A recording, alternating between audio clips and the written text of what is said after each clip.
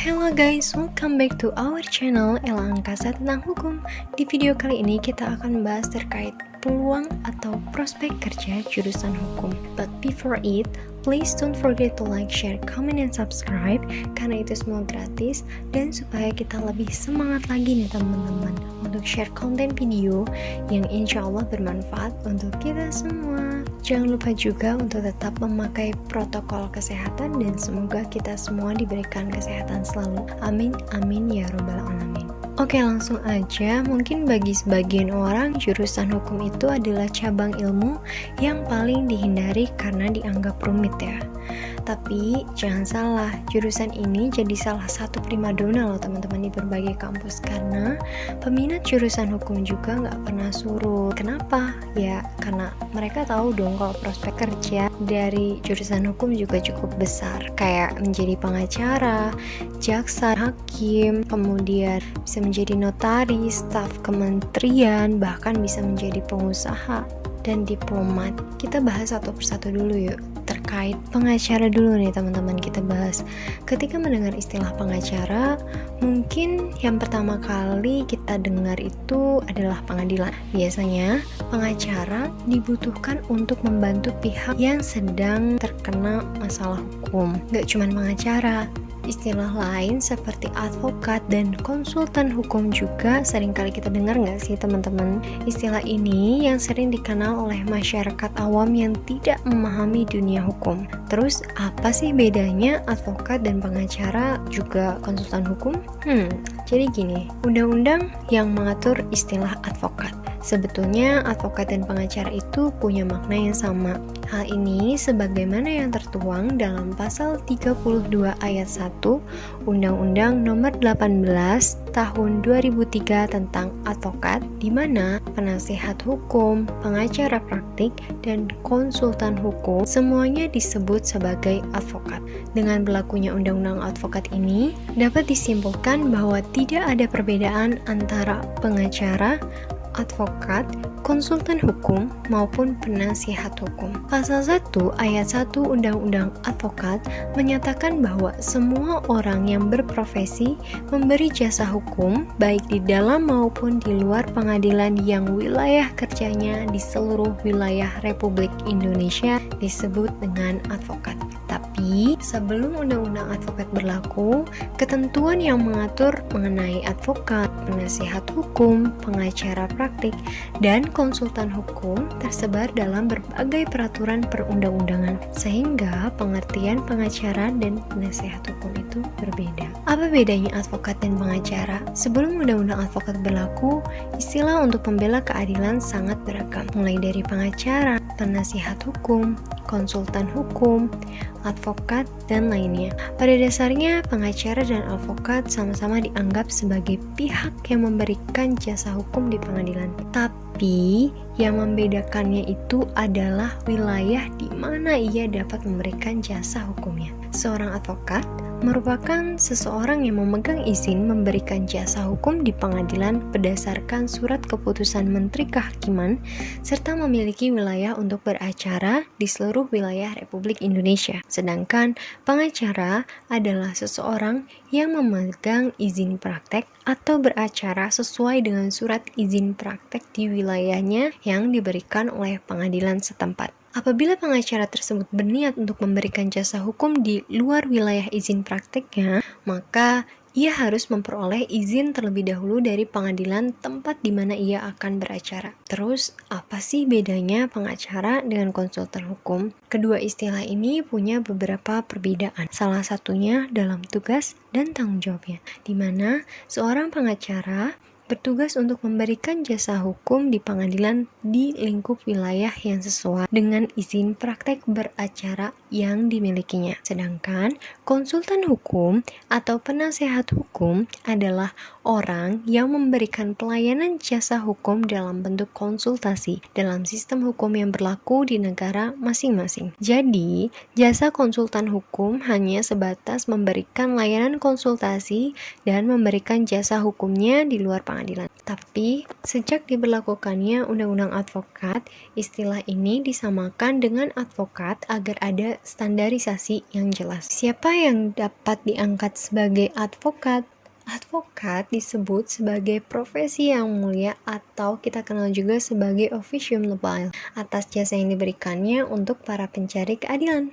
Oleh karena itu, tidak semua orang yang menjajaki pendidikan hukum dapat disebut sebagai advokat karena ada beberapa persyaratan yang diatur dalam Undang-Undang Advokat yang harus dipenuhi. Menurut pasal 2 ayat 1 Undang-Undang Advokat, yang dapat diangkat sebagai advokat adalah sarjana yang berlatar belakang pendidikan tinggi hukum dan setelah mengikuti pendidikan khusus profesi advokat yang dilaksanakan oleh organisasi advokat.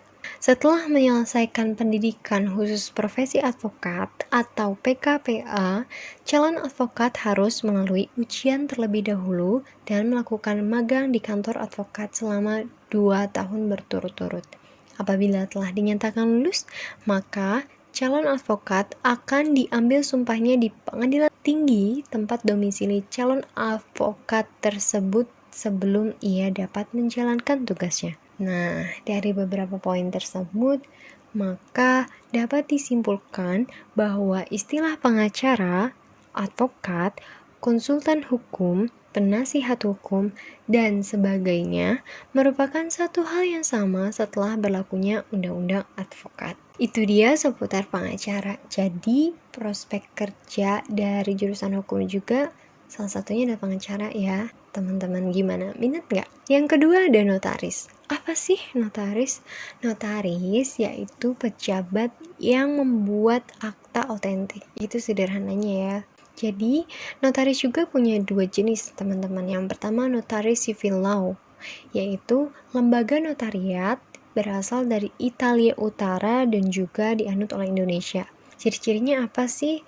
Ciri-cirinya itu dia diangkat oleh penguasa yang berwenang dan tujuannya melayani kepentingan masyarakat umum serta mendapatkan honorarium dari masyarakat umum. Yang kedua, ada notaris common law, yaitu notaris yang ada di negara Inggris dan Skandinavia yang memiliki ciri-ciri akta yang dibuat tidak dalam bentuk tertentu, tidak diangkat oleh pejabat penguasa negara juga. Apa aja sih syarat untuk diangkat menjadi notaris menurut Undang-Undang Jabatan Notaris Nomor 30 Tahun 2004 Pasal 3? Yang pertama, WNI atau Warga Negara Indonesia. Karena notaris adalah pejabat umum yang menjalankan sebagian dari fungsi publik dari negara, khususnya di bagian hukum perdata. Kewenangan ini tidak dapat diberikan kepada warga negara asing, karena menyangkut dengan menyimpan rahasia negara. Notaris harus bersumpah setia atas negara Republik Indonesia, sesuatu yang tidak mungkin bisa ditaati sepenuhnya oleh warga negara asing. Yang kedua, berumur minimal 27 tahun. Umur 27 tahun dianggap sudah stabil secara mental dan emosional. Yang ketiga, bertakwa kepada Tuhan Yang Maha Esa.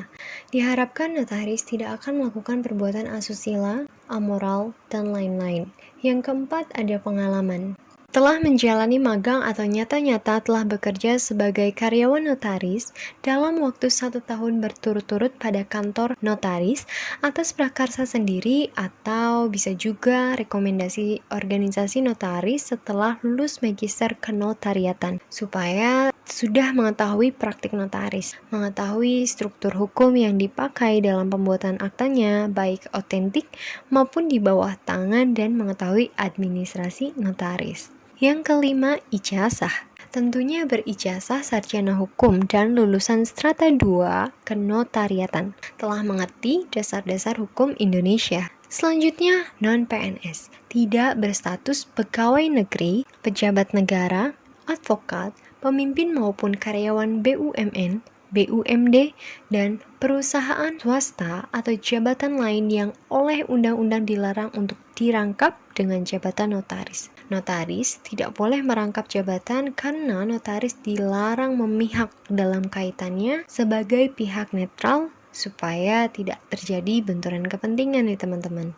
Oke, selanjutnya ada hakim dan jaksa. Syarat-syarat menjadi hakim pada pengadilan negeri dan hakim pada pengadilan tinggi ada pada pasal 14 ayat 1 Undang-Undang Nomor 49 Tahun 2009 tentang perubahan kedua atas Undang-Undang Nomor 2 Tahun 1986 tentang peradilan umum, yaitu WNI, bertakwa kepada Tuhan Yang Maha Esa, setia kepada Pancasila dan Undang-Undang Dasar Negara Republik Indonesia tahun 1945.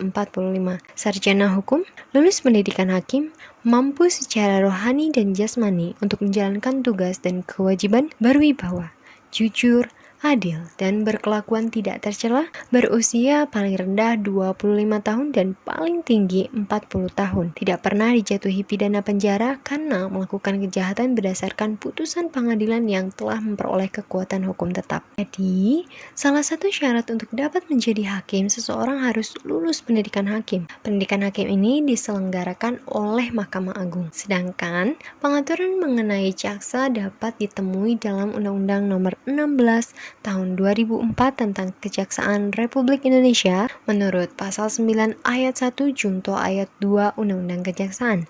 Syarat-syarat untuk menjadi seorang jaksa adalah WNI, bertakwa kepada Tuhan Yang Maha Esa, setia kepada Pancasila dan Undang-Undang Dasar Negara Republik Indonesia tahun 1945, berijazah paling rendah sarjana hukum, berumur paling rendah 25 tahun dan paling tinggi 35 tahun, sehat jasmani dan rohani, berwibawa, jujur, adil, dan berkelakuan tidak tercela. PNS, lulus pendidikan dan pelatihan pembentukan jaksa. Jadi, untuk menjadi hakim atau jaksa, ada pendidikan khusus yang harus ditempuh lagi. Bentuknya tuh bukan sekolah, tapi pendidikan dan pelatihan atau diklat yang diselenggarakan oleh internal organisasi masing-masing. Mahkamah Agung untuk hakim dan kejaksaan untuk jaksa. Seperti itu. Minat nggak teman-teman? Jadi pengacara, notaris, hakim, jaksa, atau minat jadi yang lain? Tenang, masih ada lagi prospek kerja hukum yang lain. Yang keempat, dosen. Peluang atau prospek kerja jurusan hukum masih terbuka lebar bagi kita yang berminat memiliki karir di bidang pendidikan. Kita bisa jadi dosen yang mengajar atau bahkan membimbing mahasiswa fakultas hukum. Syaratnya tentu dengan jenjang pendidikan minimal strata 2 ya teman-teman. Oke, selanjutnya ada diplomat. Kita juga bisa jadi seorang duta besar atau diplomat yang ditempatkan di luar negeri loh. Tentu dibutuhkan ilmu komunikasi yang bagus untuk mendukung basic ilmu hukum kita gitu. Jadi perluas bahasa juga ya untuk menjadi diplomat. Nggak menjadi diplomat juga baiknya kita memang menguasai bahasa asing dong. Menimbang semakin canggihnya teknologi dan lain sebagainya, tentu kita memerlukan bahasa yang luas juga. Oke, selanjutnya ada staf kementerian. Coba kalau misalnya kita cek di lowongan pekerjaan CPNS dari pemerintah beberapa waktu lalu. Banyak loh staf kementerian yang butuh pekerja lulusan jurusan hukum. Jadi masih banyak kesempatan teman-teman. Ayo lebih semangat. Semoga apa yang kita cita-citakan tercapai ya. Amin. Selanjutnya bisa juga loh jadi seorang polisi. Menjadi seorang polisi tentu harus punya kemampuan di bidang hukum yang baik. Lulusan hukum bisa coba nih jadi seorang polisi yang tentu harus lolos seleksi gitu. Ada juga pengusaha. Apa hanya anak manajemen atau ekonomi yang berhak menjadi pengusaha?